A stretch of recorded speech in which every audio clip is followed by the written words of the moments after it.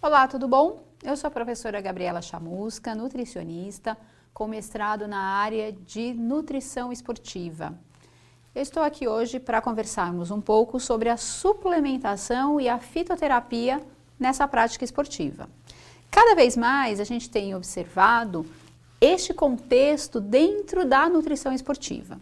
Por quê? Porque a fitoterapia e a suplementação poderão ser utilizados como recursos adicionais, complementando a prescrição dietética do nutricionista. Então, hoje a gente vai avaliar um pouquinho toda essa base da fitoterapia e da suplementação, assim como todos os aspectos da legislação para essa prática. E por fim, vamos terminar falando de que forma a suplementação e a fitoterapia poderiam então ser interessantes na prática esportiva. Como eu tinha falado com vocês, né? Tanto a suplementação como a fitoterapia poderia então ser utilizada como um recurso adicional complementando a prescrição dietética. Por que a fitoterapia vem sendo cada vez mais utilizada? Porque ela apresenta uma forma de tratamento diferenciado, não só, lógico, na prática esportiva, mas principalmente associada a diferentes tipos de doenças que podem se beneficiar da utilização de um fitoterápico, né? Além de ser um tratamento mais barato, com menor custo e, além disso, também apresentando menor efeito colateral. Então, cada vez mais a gente vem observando a utilização da fitoterapia e também da suplementação. Qual vai ser o grande cuidado que a gente precisa ter para essa utilização de fitoterápicos e suplementos nutricionais?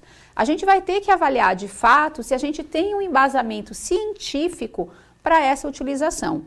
Então, hoje a gente ainda percebe na literatura que a gente tem ainda poucas evidências científicas, muitas contradições também, e a gente precisa ter uma segurança e eficácia para essa prática da suplementação e da fitoterapia, devido aos efeitos colaterais e adversos que podem ser originados a partir dessa utilização desses suplementos e desses fitoterápicos. Então, é uma forma de nos auxiliar dentro da nossa conduta nutricional, tanto na área clínica como na área esportiva, mas para isso a gente vai ter que ter alguns cuidados. Vamos começar então a nossa conversa falando então da suplementação.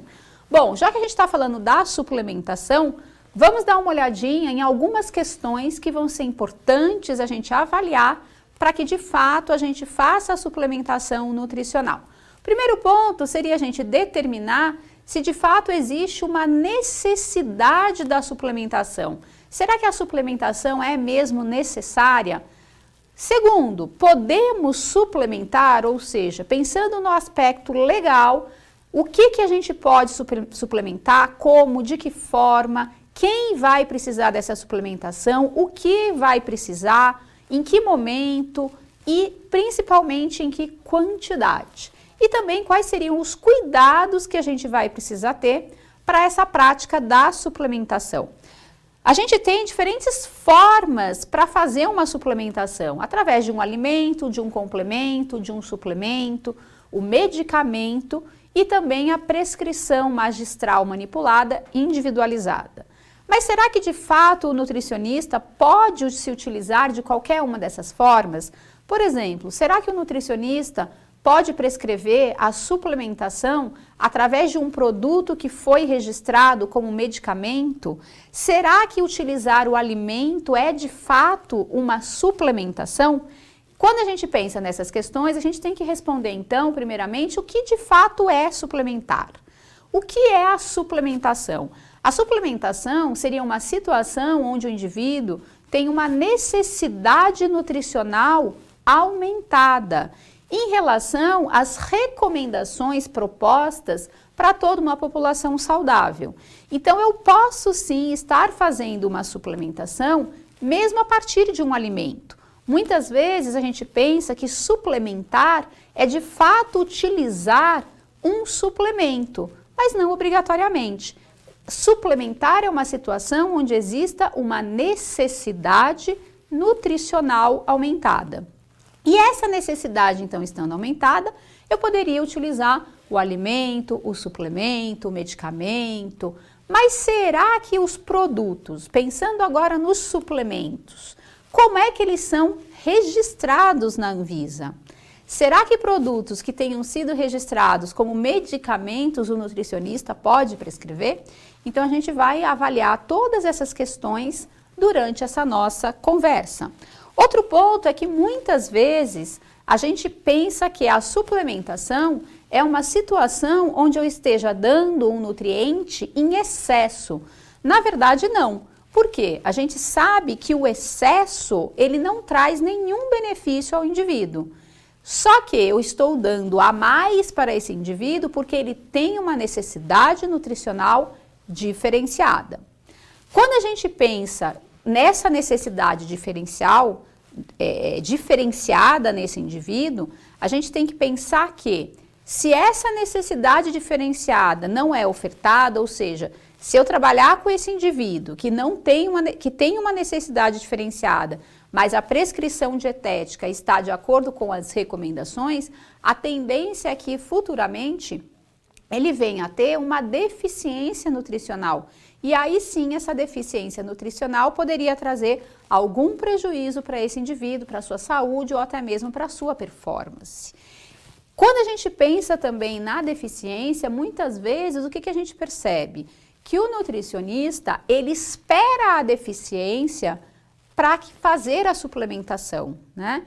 Mas, na verdade, a gente tem um problema nessa questão. A gente não pode esperar que exista deficiência bioquímica. Por quê? Se a necessidade já está diferenciada, ele consegue se adaptar por um período, mas a longo prazo ele vai ter essa deficiência. Então, é importante que a gente já entre com essa suplementação antes que a gente tenha a questão bioquímica envolvida. Então, a suplementação, ela já vai ser feita a partir do momento que a gente percebe que existe uma necessidade nutricional aumentada que pode ser imposta por diferentes fatores que a gente vai também conversar. O que a gente percebe na população de uma maneira geral, né? Que a suplementação, ela não é necessária em indivíduos saudáveis que tenham uma alimentação balanceada que forneça todos os nutrientes. Porém, a gente tem que pensar o que de fato é um indivíduo saudável. O que é ser saudável? Se a gente pensar nas recomendações das DRIs, que são as recomendações de referência utilizadas, a gente tem que pensar que, será que um indivíduo saudável simplesmente é um indivíduo que não apresenta uma patologia ou uma deficiência nutricional? Isto é suficiente para ser saudável? Não. A gente tem que ver que tem vários outros fatores que vão interferir nessa necessidade nutricional. Alimentação balanceada, o que seria essa alimentação balanceada, né? O que seria o alimento que fornece todos os nutrientes? Então, todos esses conceitos a gente precisa de fato avaliar para determinar se existe ou não a necessidade da suplementação, a partir de outros fatores que podem também estar interferindo nessas necessidades nutricionais. Ao contrário da complementação. Por quê? A complementação é uma situação onde eu preciso complementar um nutriente que está faltando na dieta, mas esse indivíduo não tem, na verdade, uma necessidade nutricional aumentada. Então, isso é o que vai diferenciar a suplementação da complementação, a necessidade nutricional do indivíduo.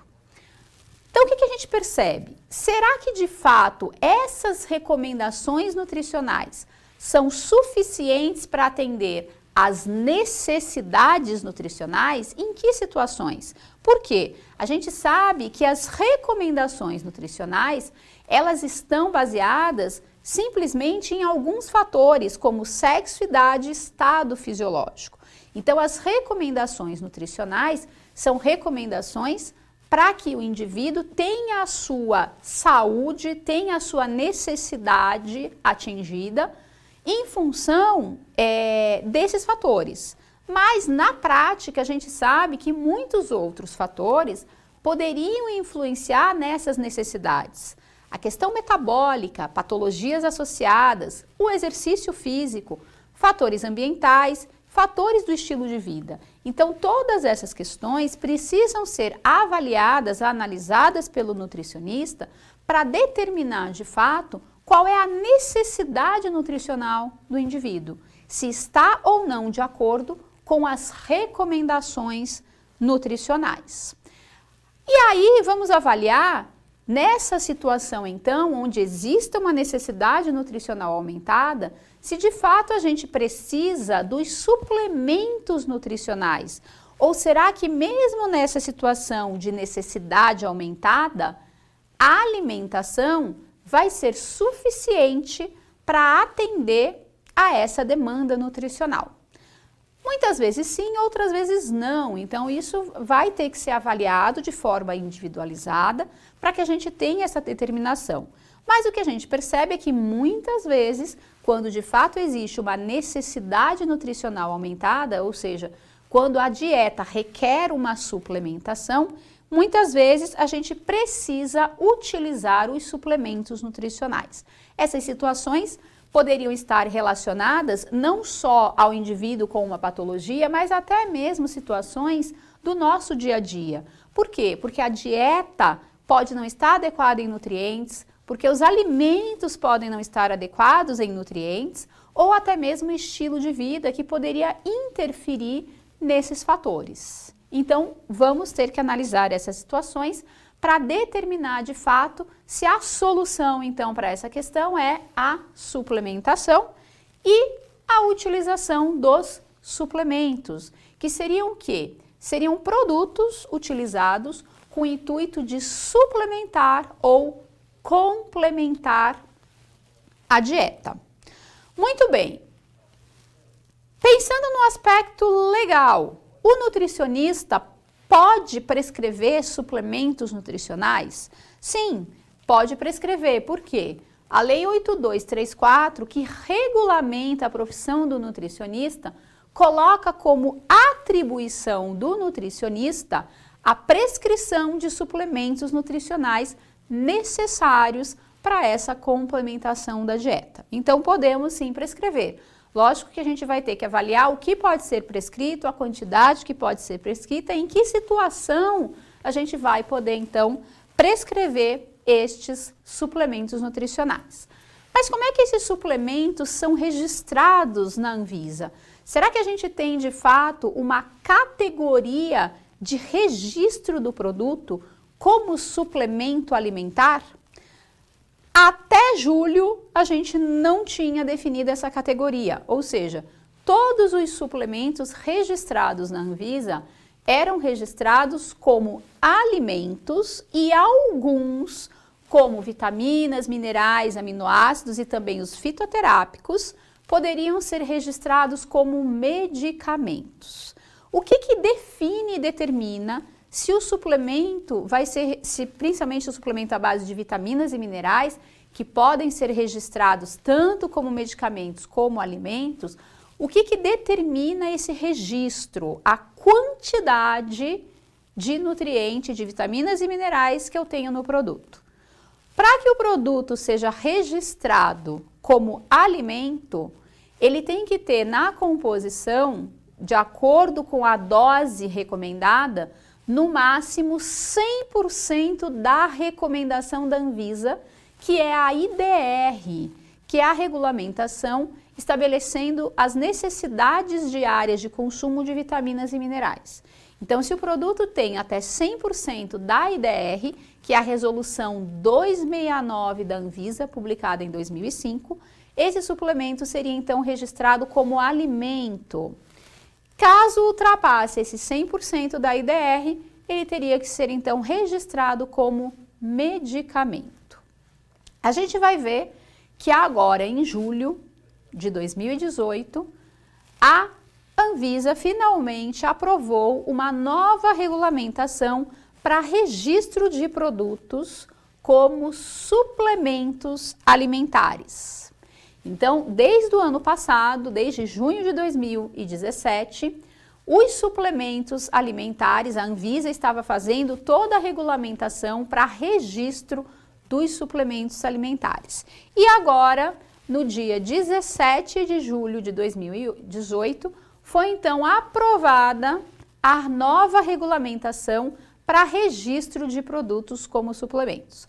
Porém, a partir de agora, então, os produtos vão passar a ser registrados também como suplementos alimentares. A grande questão é, e os produtos que já estão sendo comercializados? Estes produtos, eles terão um prazo de até 5 anos para entrar dentro da regulamentação. Então, a gente ainda não tem produtos registrados como suplementos alimentares e estes no mercado vão ter que mudar a sua forma de registro. Então, hoje, os produtos ainda estão sendo registrados, ainda que existem no mercado, foram registrados como alimento ou medicamento. Como é que você pode diferenciar, saber se o produto foi registrado como alimento ou medicamento? Pelo número de registro desse produto. Se esse produto tem um número de registro que começa com o número 1, ele está registrado como medicamento. Se ele tem um número de registro que começa com o número 4, 5 ou 6, ele está registrado como alimento. Então aqui, ó, vamos dar uma olhadinha. Aqui a gente tem um produto, né, registrado como medicamento. E aqui a gente teria um produto registrado como alimento. Então, esse primeiro número de registro, no registro, é um número MS, Ministério da Saúde, e um número com 13 dígitos. Alguns produtos vocês vão encontrar só 9 dígitos, porque esses 4 últimos dígitos aqui não precisam aparecer no produto. Então, sempre esse primeiro número é que vai determinar e classificar o produto, a forma de registro. A gente ainda não sabe qual vai ser o número de registro dos suplementos alimentares. Então, esses produtos agora registrados como suplementos, eles vão passar a ter um novo número de registro na Anvisa. Bom, outra questão é a gente avaliar e determinar o que pode ser prescrito e a quantidade. Em 2006, o Conselho Federal de Nutrição, pela Resolução 390, regulamentou toda essa prática da prescrição de suplementos nutricionais pelo nutricionista. Primeiro ponto importante nessa resolução, o que são os suplementos nutricionais? Suplementos nutricionais seriam aqueles formulados de vitaminas, minerais, proteínas, aminoácidos, lipídios, ácidos graxos, carboidratos e fibras, isolados ou associados entre si. Portanto, isso é classificado e determinado como suplemento nutricional pelo Conselho.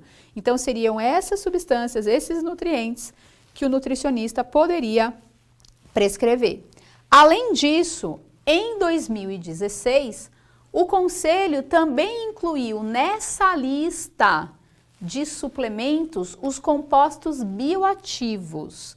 Então, o nutricionista também pode fazer a prescrição de compostos bioativos, desde que esses compostos já estejam aprovados pela Anvisa, conforme a Resolução 2, publicada em 2002.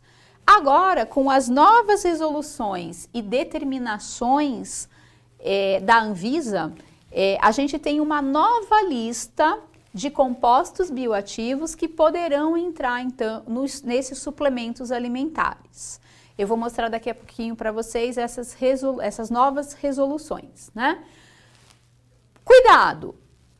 O que o Conselho nos coloca? Que a prática da prescrição de suplementos nutricionais poderá ser feita quando indispensável para suprir uma necessidade específica do paciente. E isso deve ter um caráter de suplementação do plano alimentar e não de substituição de uma alimentação saudável e equilibrada. Ou seja, lembrando que a utilização desses suplementos, eles vão ser numa situação onde existe necessidade de suplementação e que eu não consiga, de fato, somente através da alimentação, atingir essa necessidade que está aumentada. Quando eu tenho situações onde não existe uma necessidade nutricional aumentada, a alimentação pode ser, sim, suficiente para atender essa demanda. Vamos também precisar estar apto a justificar, monitorar, avaliar essa prescrição, sempre se baseando em evidências científicas, ou seja, toda a prática requer uma evidência científica conforme o nosso código de ética. Além disso, a gente tem algumas regulamentações para a prática dessa suplementação. Então, sempre, principalmente quando a gente pensa na suplementação magistral, aquela que vai ser individualizada, aquela que vai ter montada para um indivíduo de acordo com as suas necessidades. Essa prescrição magistral de suplementação, ela deve apresentar especificações em relação ao produto, caso você utilize um produto específico, né? É importante a gente não colocar a marca desse produto, e sim o nutriente que eu quero. Hoje o Código de Ética nos permite dar sugestões de marca, desde que você não trabalhe com uma específica, e sim dando sugestões de várias marcas daquele mesmo produto, né? Numa situação também de prescrição magistral, a gente tem que mostrar todo o esquema posológico, a indicação da via, a dose, o horário, o período de uso e ainda contendo também todas as informações do nutricionista que está prescrevendo, nome, endereço, CRN, o carimbo, o e-mail e também do paciente, do cliente que vai fazer essa prescrição. Outro ponto importante, também regulamentado pela Resolução 390, publicada em 2006, seria em relação à quantidade e a situação onde a prescrição poderia ser feita. Bom, sempre quando a gente vai prescrever uma suplementação nutricional ou um suplemento nutricional, a gente tem que ter um diagnóstico nutricional feito a partir de uma avaliação nutricional que haja de fato uma recomendação nesse sentido para esta suplementação. Como, por exemplo, nas situações de estado fisiológico específico, estado patológico ou também alguma alteração metabólica. Se a gente pensar na nossa situação hoje aqui dessa conversa, que é o exercício, a gente sabe que o exercício ele pode promover uma alteração metabólica específica, exigindo então a suplementação. Pensando em quantidades, qual seria a quantidade máxima que o nutricionista pode prescrever? A gente só tem hoje ainda a regulamentação para a quantidade máxima de vitaminas e minerais. Não temos ainda definido quantidades máximas de suplementação dos outros nutrientes. Vitaminas e minerais, a quantidade máxima que o nutricionista pode prescrever é aquela determinada pela Anvisa como níveis máximos de segurança. Muitas vezes o nutricionista pensa na UL como quantidade máxima para suplementar vitaminas e minerais. Mas, na verdade, a gente só vai utilizar a UL em situações onde a Anvisa não determinou esse nível máximo de segurança. Então, alguns nutrientes a gente não tem essa determinação pela Anvisa e aí sim a gente poderia usar os valores da UL. Mas tendo esse nível máximo regulamentado, vamos utilizar então os níveis máximos de segurança de vitaminas e minerais determinados na Portaria 40, publicada em 1998. Na verdade, esta portaria, o objetivo dela seria diferenciar os medicamentos à base de vitaminas e minerais com ou sem necessidade de prescrição médica. Então, o que a gente já viu? A gente já viu que os produtos à base de vitaminas e minerais são registrados como alimentos quando na sua composição não tiver mais do que 100% da IDR. E os produtos que tenham algum nutriente, alguma vitamina ou mineral acima desse 100% da IDR seriam registrados como medicamentos. Então, a Portaria 40, ela veio diferenciando esses medicamentos à base de vitaminas e minerais, dividindo esses medicamentos em dois tipos: venda sem exigência de prescrição médica e venda com exigência de prescrição médica. Quais seriam os medicamentos à base de vitaminas e minerais sem exigência de prescrição médica? São aqueles que, vamos dar uma olhadinha aqui, ó. São aqueles que apresentam mais de 100% da IDR, só que níveis menores que a Portaria 40. Aqueles produtos que estão acima dos níveis máximos de segurança da portaria 40 seriam os medicamentos à base de vitaminas e minerais com exigência de prescrição médica. Neste caso, o nutricionista não poderia, então, prescrever esses medicamentos. Quais seriam, então, os medicamentos à base de vitaminas e minerais que o nutricionista pode prescrever? Aqueles que estão abaixo da portaria 40. Todos os produtos registrados como alimentos, ou seja, olhando aqui, ó, aqueles que estão até 100% da IDR, o nutricionista pode prescrever. Tá? Então, aqui a gente está falando principalmente do quê? Dos produtos à base de vitaminas e minerais, que podem ser registrados tanto como alimentos ou como medicamentos pela antiga legislação, que é o que a gente encontra de produto hoje no mercado. A partir de agora, esses produtos, então, poderão ser registrados como suplementos alimentares. E aí, conforme a gente viu na lei que regulamenta a profissão do nutricionista, podemos prescrever estes suplementos alimentares. Então, o que vai acontecer agora? Agora a gente vai ter o quê? Alguns produtos que antes eram registrados passarão a ser registrados como suplementos. Neste grupo a gente tem os suplementos à base de vitaminas e minerais, bioativos, probióticos, novos alimentos, alimentos com alegação de propriedades funcionais, suplementos para atletas, complementos alimentares para gestantes, nutrizes e alguns medicamentos específicos sem prescrição médica, que seria, por exemplo, esses medicamentos à base de vitaminas, minerais e também aminoácidos. Então, esses produtos que antes eram registrados ou como medicamentos ou alimentos, passarão então a serem registrados como suplementos alimentares. De acordo com a nova definição então proposta pela Anvisa, o suplemento alimentar, ele vai ser um produto para ingestão oral, apresentado em diferentes formas farmacêuticas e destinado a suplementar a alimentação de indivíduos saudáveis com nutrientes, substâncias bioativas, enzimas ou probióticos isolados ou combinados. Então, nessa categoria de suplementos, a gente vai entrar também, além de nutrientes, como a gente já viu, né? As proteínas, os carboidratos, as fibras, os lipídios, as vitaminas, minerais, aminoácidos, a gente vai entrar também as substâncias bioativas, enzimas e probióticos. Então, tudo isso vai passar a ser registrado como suplemento alimentar, de acordo com o quê? De acordo com as novas resoluções que a gente tem, né? Que foram publicadas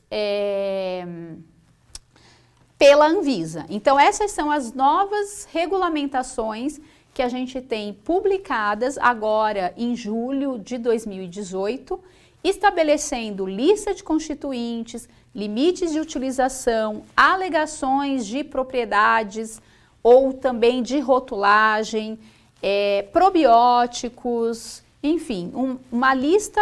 A gente tem no total 6 novas resoluções. Aqui eu estou mostrando para vocês 3 dessas 6 resoluções, né? Que vão passar então a compor as determinações para registro de produtos como suplementos alimentares, ok? Por fim, quando a gente pensa na suplementação, alguns últimos cuidados que a gente vai precisar ter, além dessa avaliação da necessidade, do tipo, da quantidade, do tempo que eu vou suplementar. Um outro cuidado importante é com a escolha do produto. Este produto, ele precisa ser seguro, ele precisa ser legal, ele precisa ser efetivo. O que é um produto ser legal? Ele ter registro na Anvisa. O nutricionista só pode prescrever suplementos que estejam registrados na Anvisa. O que é ele ser seguro? Significa ele não ter um efeito colateral. Ele precisa ser seguro para aquele indivíduo que está consumindo. Então, quem vai determinar, quem vai fazer essa avaliação, se ele é seguro ou não, é você, nutricionista. E ele também precisa ser efetivo. O que é ser efetivo? É que ele de fato tenha uma ação pretendida. Então, ele tem que ter um objetivo específico e funcionar para isso. Lógico que essa questão, a gente tem que avaliar a efetividade desse produto, pensando no que ele tem, pensando na quantidade e principalmente pensando em quem está utilizando. Um mesmo produto pode ser efetivo para o indivíduo e não ser para o outro. O mesmo produto pode ser seguro para o indivíduo e não ser para o outro. E essa avaliação você, nutricionista, que deve fazer. Tá? Bom, vamos falar um pouquinho agora da fitoterapia, né? Da prática da fitoterapia dentro da nutrição e também aí na área esportiva. Sem dúvida nenhuma, a fitoterapia cada vez mais vem sendo utilizada como um recurso complementar, alternativo, não só na nutrição, como em diferentes outras áreas de saúde. A Organização Mundial de Saúde vem incentivando essa prática da fitoterapia dentro de diferentes áreas, né? E aqui no Brasil, em 2006, a gente teve, então, a aprovação da Política Nacional de Práticas Integrativas e Complementares do Sistema Único de Saúde, onde a fitoterapia entrou, então, com uma dessas políticas de prática como prática integrativa. Bom, a fitoterapia, o que é de fato a fitoterapia, né? É um método, é um tratamento onde a gente vai utilizar plantas medicinais em diferentes preparações, né?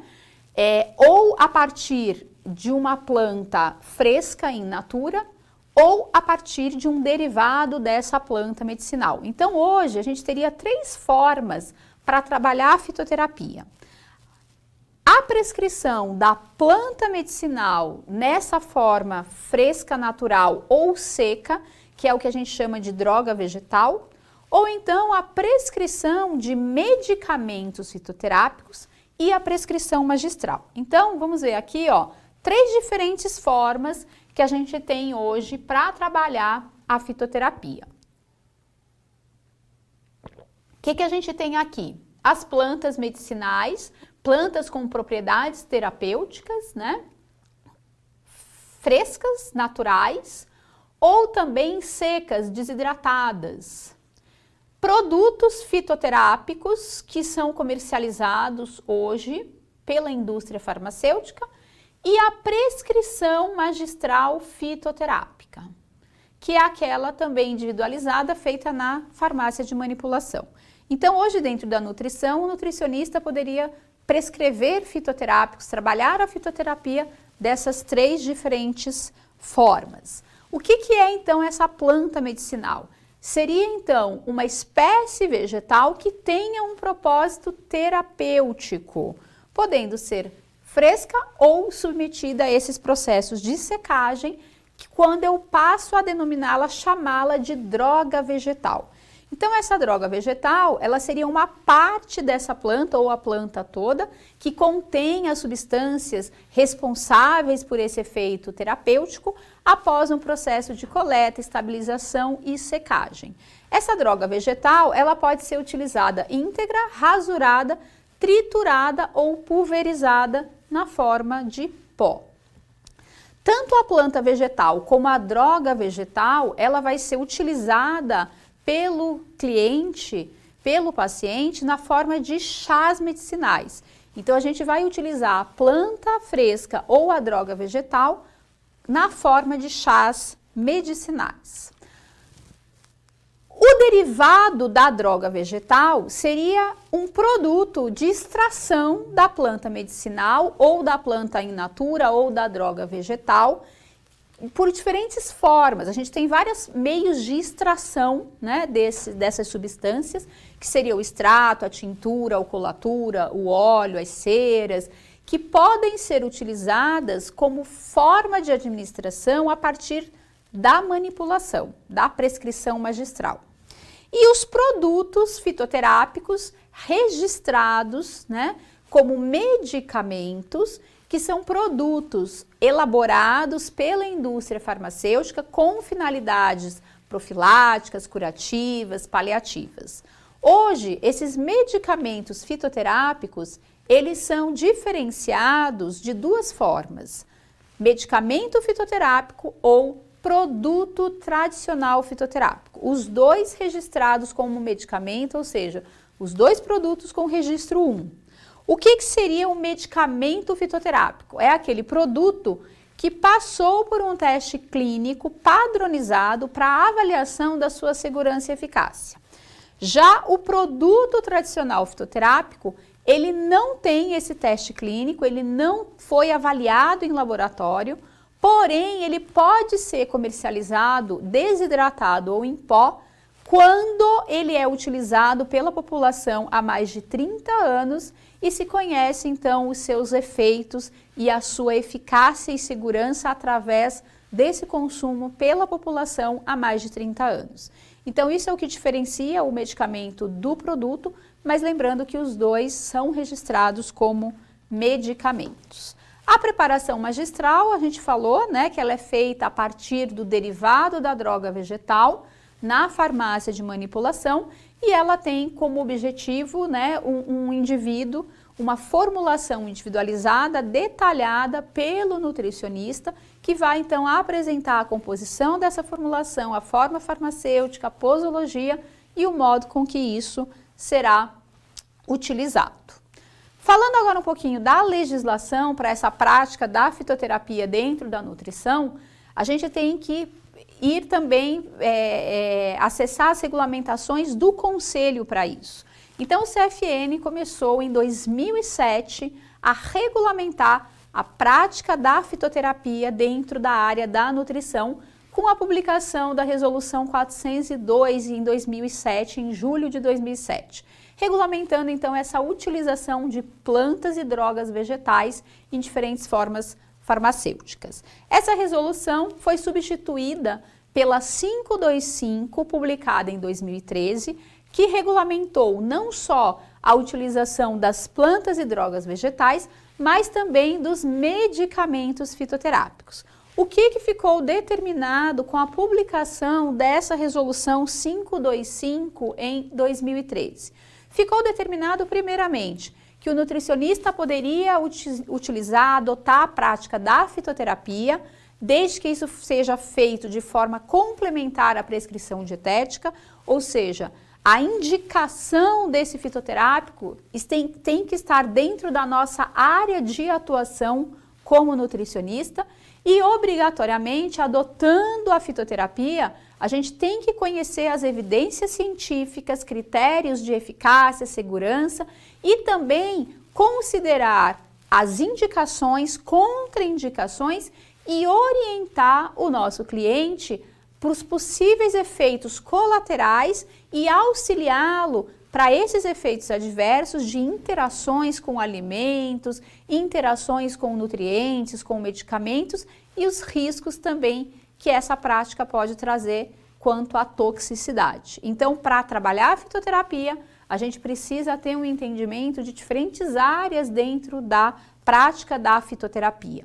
Com a publicação dessa resolução 525, ficou determinado também que o nutricionista graduado poderia utilizar, prescrever as plantas medicinais e drogas vegetais que são prescritas na forma de chás, porém, a prescrição dos produtos fitoterápicos e também a prescrição magistral fitoterápica só poderia ser feita pelo nutricionista que fosse portador do título de especialista em fitoterapia ou que tivesse uma pós-graduação, uma especialização nessa área da fitoterapia.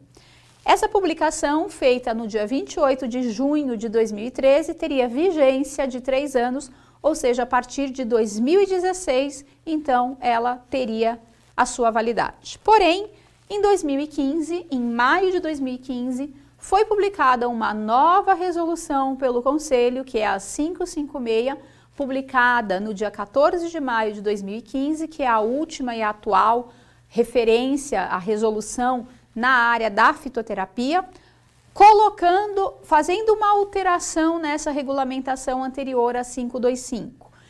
Então, o que foi determinado nessa resolução? Que a prescrição das plantas medicinais na forma de chás continuaria sendo permitida ao nutricionista graduado, né? Mas que a prescrição dos medicamentos fitoterápicos e a prescrição magistral fitoterápica Para isso, obrigatoriamente, o nutricionista tem que ter de fato, um título de especialista em fitoterapia outorgado pela Asbram. Então, somente a Asbram confere o título de especialista em nutrição, nas suas diferentes áreas. Nenhuma pós-graduação confere um título de especialista em nutrição, e sim um título acadêmico de especialista.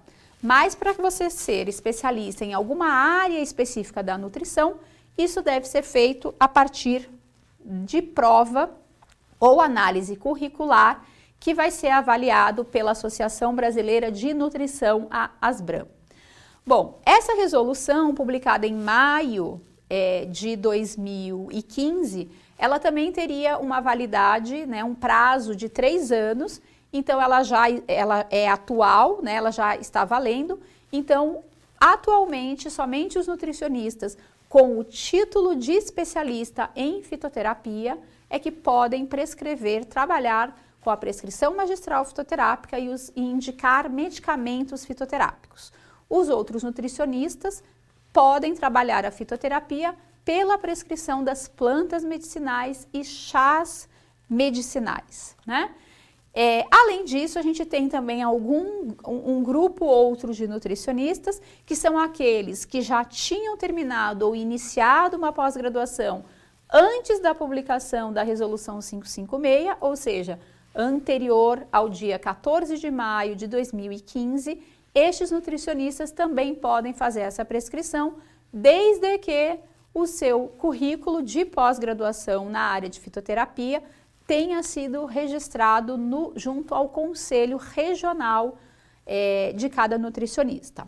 Essa prova da Asbram, né, a gente já tem aí algumas considerações, né, sobre como obter esse título de especialista em nutrição na área de fitoterapia, né? Então, tivemos provas já realizadas em novembro de 2017 e abril de 2018, e aí, a partir então desta prova, que se obtém esse título de especialista em fitoterapia para essa prática. Pensando então na fitoterapia, pela utilização de plantas medicinais, a gente também tem que ter alguns cuidados. Mesmo qualquer nutricionista podendo fazer essa prescrição, trabalhar a fitoterapia a partir das plantas e chás medicinais, o que o Conselho coloca para a gente? Que essa prática deve ser adotada, para que ela seja adotada, essa planta medicinal, ela precisa estar incluída na relação de drogas vegetais notificadas junto à Anvisa. A gente tinha a RDC 10, publicada em 2010, que trazia essa relação dessas drogas vegetais, mas atualmente ela foi substituída pelo formulário fitoterápico da Farmacopeia Brasileira e pelo memento fitoterápico. Então eu vou trabalhar a fitoterapia com plantas medicinais que são notificadas junto à Anvisa. Como é que eu posso trabalhar essas plantas? Ou por decocção, ou por maceração, ou por infusão. E aí a gente precisa conhecer e entender todo o processo produtivo desse chá medicinal. Como ele deve ser feito, quais plantas eu posso utilizar, que parte da planta eu vou utilizar, como é feito o preparo desse chá, como esse chá deve ser consumido. Então, mesmo trabalhando com essas plantas, com essa prescrição, a gente precisa ter um conhecimento acerca desse processo todo. Um cuidado também importante é que essas plantas medicinais, mesmo que elas sejam notificadas junto à Anvisa, se elas forem de utilização tópica, como a gente tem, por exemplo, a arnica, calêndula, ramamelis, confrei, o nutricionista não vai poder prescrever. Por quê? O nutricionista só pode prescrever fitoterápicos que tenham uma indicação de utilização por via oral, tá? Vamos agora pensar nos produtos fitoterápicos, que seriam aqueles produtos que nutricionistas com título de especialista em fitoterapia ou com pós-graduação anterior a maio de 2015, poderiam prescrever. Não é qualquer tipo de produto também. Sempre o nutricionista vai precisar prescrever produtos que estejam na lista de medicamentos fitoterápicos de registro simplificado. A lista atual de medicamentos fitoterápicos de registro simplificado é essa daqui, ó. A Instrução Normativa 2, publicada no dia 13 de maio de 2014. Vamos dar uma olhadinha quais são esses medicamentos fitoterápicos de registro simplificado. Cuidado, por quê? Existem alguns produtos que, embora eles sejam de registro simplificados, eles dependem de prescrição médica e, por isso, o nutricionista não pode prescrever. Quais seriam eles? Atenção, porque essas plantas não poderiam ser prescritas nem mesmo na forma de chás medicinais. Uva ursi, semicífuga, equinácea, ginkgo biloba, hipérico, cava-cava, sal-palmeto, tanaceto e valeriana. Essas plantas medicinais só podem ser prescritas por médicos, de qualquer forma, ou como produto, ou como magistral, ou até mesmo na forma de chás medicinais.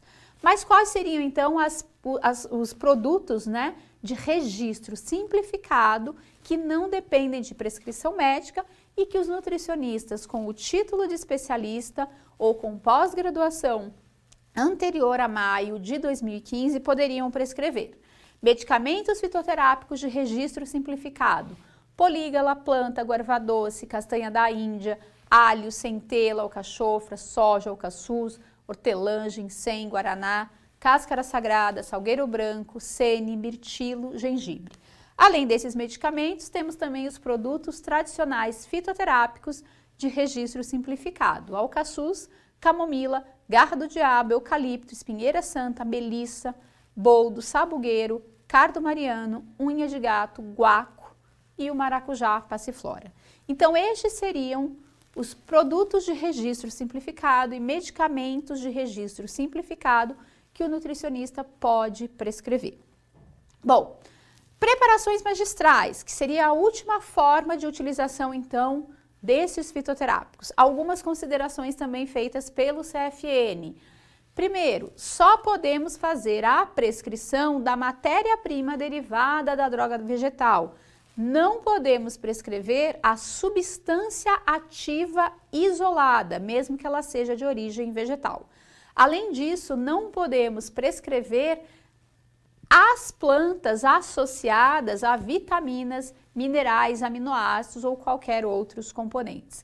Então, a gente vai ter que ter o cuidado também com essa prática dessa associação. O que seriam essas substâncias responsáveis por esse efeito terapêutico? Seriam os flavonoides, os taninos, as antroquinonas, saponinas, alcaloides, catequinas, enfim, é um conjunto de fitocomplexos que vão fazer com que essa planta medicinal exerça o seu efeito terapêutico. Pensando nessas preparações magistrais, a gente já falou que ela pode ser feita a partir dos derivados das drogas vegetais, né? Por diferentes meios de extração, os extratos, as tinturas, as alcoolaturas, os óleos, e elas vão poder ser utilizadas em diferentes formas farmacêuticas. Então, o nutricionista pode trabalhar tanto a suplementação como a fitoterapia a partir de diferentes formas farmacêuticas. Sempre também tendo cuidado, assim como na suplementação, de passar toda essa informação, né, para o cliente e também para a farmácia de manipulação, onde a prescrição deve conter, então, todos os dados do cliente, do nutricionista que está prescrevendo e também do que vai ser utilizado e da forma como isso vai ser utilizado. Por fim, algumas considerações sobre a prática da fitoterapia, sobre o conhecimento para essa prática. Então, trabalhar com fitoterapia requer um conhecimento de botânica, da legislação, das indicações, da eficácia e segurança dessa planta medicinal, das diferentes formas farmacêuticas, dosagens, posologia, o mecanismo de ação desse princípio ativo, a biodisponibilidade, as possíveis interações com outras plantas ou com alimentos e medicamentos, contraindicações e efeitos colaterais e também o risco de toxicidade. Então, todos esses conceitos precisam ser conhecidos para essa prática da fitoterapia. Bom, terminando a nossa conversa, vamos falar um pouquinho então da utilização da suplementação e da fitoterapia dentro da área esportiva, somente para que a gente possa entender quais as possíveis formas de utilização desses suplementos e fitoterápicos na área esportiva. Quando a gente pensa então na suplementação e na fitoterapia dentro da nutrição, a gente tem diferentes questões, né, associadas a isso.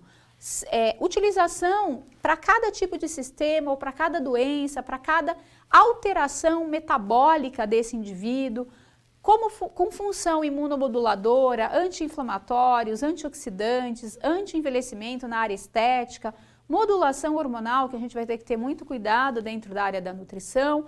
Na área de obesidade, emagrecimento, a gente tem hoje cada vez mais a utilização desses recursos como estratégia complementar à prescrição dietética e também na área esportiva.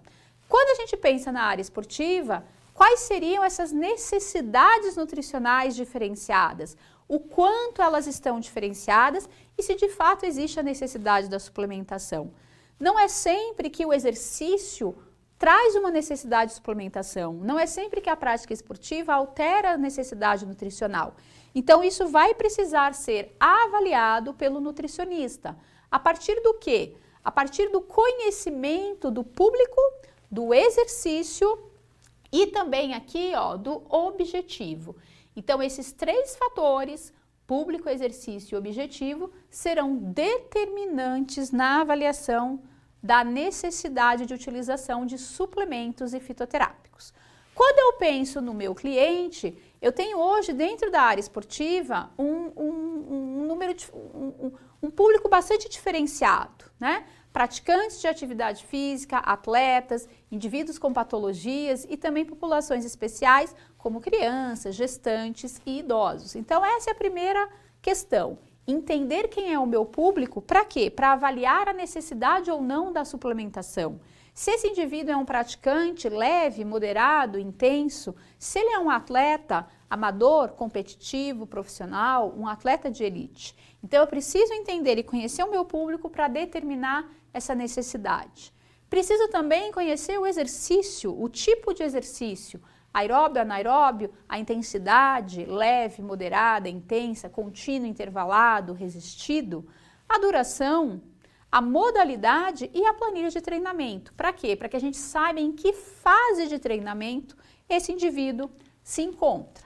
Pensando nos objetivos, a gente tem diferentes tipos de objetivos dentro da área esportiva. Pensando no cliente, ele quer saúde, qualidade de vida, performance, alteração de composição corporal, pelo aumento da massa muscular ou pela redução da gordura corporal, e ele ainda pode ter alguma patologia associada, onde a gente vai precisar então trabalhar essa questão relativa a essa patologia. O nutricionista, com a avaliação nutricional, também tem diferentes tipos de objetivo, né? A partir da avaliação nutricional, o nutricionista avalia uma deficiência específica que precisa ser corrigida, alterada, uma necessidade nutricional aumentada, prevenir lesões, performance, ganho de massa, redução de gordura, atender a uma demanda imunológica ou até mesmo uma função antioxidante numa situação onde exista o estresse oxidativo. De uma maneira geral, os praticantes de atividade física têm objetivos específicos relacionados à questão estética, à saúde, ao peso, ao ganho de massa, redução de gordura ou também alguma patologia associada. Já os atletas têm objetivos mais específicos relacionados à performance, à recuperação muscular, cansaço, fadiga, sistema imunológico, ganho de massa e redução de gordura. Então a gente vai ter que entender esses objetivos para poder trabalhar a suplementação e a fitoterapia. Quando a gente pensa na fitoterapia dentro da área esportiva, a gente teria algumas questões também específicas aos fitoterápicos, podendo ser utilizados então na área esportiva. E aí a gente teria a performance, os adaptógenos, imunomoduladores, hepatoprotetores, emagrecimento, hipertrofia e até mesmo fitoterápicos que têm uma ação na indução do sono. Então, essas seriam as possibilidades de utilização de fitoterápicos dentro da nossa área esportiva, tá?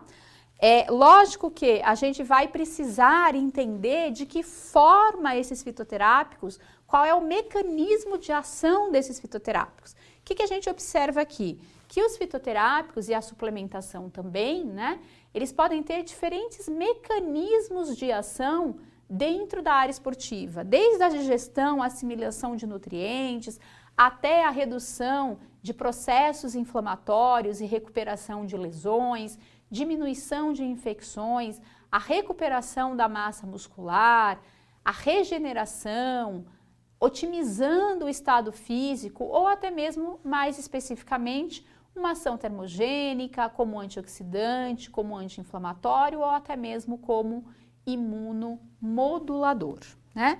Então, todas essas questões a gente vai ter que avaliar para determinar a necessidade ou não dessa suplementação e dessa utilização de fitoterápicos. Pensando no indivíduo, ou seja, a necessidade, qual suplemento, qual fitoterápico eu vou utilizar, dependendo do objetivo, quanto eu vou utilizar, dependendo de quanto já está sendo ofertado pela dieta, quando utilizar esse fitoterápico ou esse suplemento, pensando na periodização, como eu vou utilizar, ou seja, eu vou utilizar esse produto, esse suplemento, esse fitoterápico antes do exercício, depois do exercício, durante o exercício, ao acordar, ao dormir e o porquê dessa utilização. Então, todos esses fatores aqui são determinantes para a avaliação pelo nutricionista da necessidade ou não de utilização de fitoterápicos e suplementação na área esportiva. E aí, lógico, a gente tem diferentes tipos de suplementos esportivos que a gente vai poder escolher, né, para a utilização, dependendo da necessidade, carboidratos, proteínas, lipídios, vitaminas, minerais. Dentro de cada um desses, a gente também tem diferentes tipos de produtos, né, isotônicos, energéticos, recuperadores, pensando nos suplementos de carboidratos, proteínas, hipercalóricos, aminoácidos isolados, como BCAA, HM-beta, glutamina, arginina, creatina, carnitina, dentro do grupo de suplementos proteicos, ômega 3, TCM, o óleo de coco, o óleo de cártamo, o CLA isolado, que aqui no Brasil não pode mais ser comercializado, mas na literatura científica a gente tem alguns trabalhos, né, com esse isômero desse ácido graxo, ácidos graxos essenciais e também as vitaminas e os minerais de diferentes formas. Então, sem dúvida nenhuma, dentro da área esportiva, a suplementação ela pode ser feita de diferentes formas através da utilização de diferentes produtos, dependendo da necessidade e demanda específica de cada indivíduo, também dependendo do tipo de exercício, da intensidade do exercício que esse indivíduo pratica, né? E por fim, a fitoterapia, que também pode ser utilizada a partir, a gente já viu, de diferentes objetivos, com diferentes plantas medicinais que hoje vêm sendo estudadas dentro da área esportiva. Aqui a gente tem algumas dessas plantas, né? Lembrando que não obrigatoriamente essas plantas são seguras ou de fato exercem uma efetividade. A gente vai precisar, na verdade, avaliar e estudar o papel dessas plantas dentro da área esportiva. Mas são algumas que eu trouxe para vocês que poderiam ter alguma ação, então, em diferentes situações de exercício, né? A arnica é muito usada para as dores musculares, lembrando que o nutricionista não pode prescrever porque ela tem uma utilização tópica. O gengibre, o ginseng, o guaraná, o chá verde, a rodiola, a rósea, muito utilizada na área esportiva como adaptógeno, o resveratrol, castanha da Índia, tríbulos também muito utilizado, mas a gente sabe que, cientificamente falando, a gente não tem um critério de segurança e até mesmo, principalmente, de eficácia para a utilização do tríbulos na área esportiva, embora muitas vezes, na maioria das vezes, ele vem sendo utilizado, né? Inclusive, essa prescrição é muito cuidadosa porque não é uma planta com registro na Anvisa. Então, a gente vai ter que ter muita atenção ainda para a utilização de fitoterápicos na área esportiva e conhecer mais a fundo cada uma dessas plantas para entender todos esses processos, tá? Por fim, né, a suplementação, então, e a fitoterapia, como a gente viu, poderia ser utilizada de diferentes formas, com diferentes objetivos na área esportiva.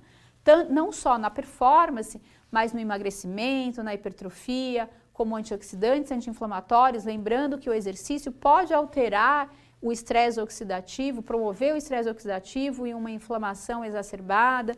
Hepatoprotetores também têm uma utilização interessante na área esportiva, já que o exercício também modula o metabolismo hepático, né?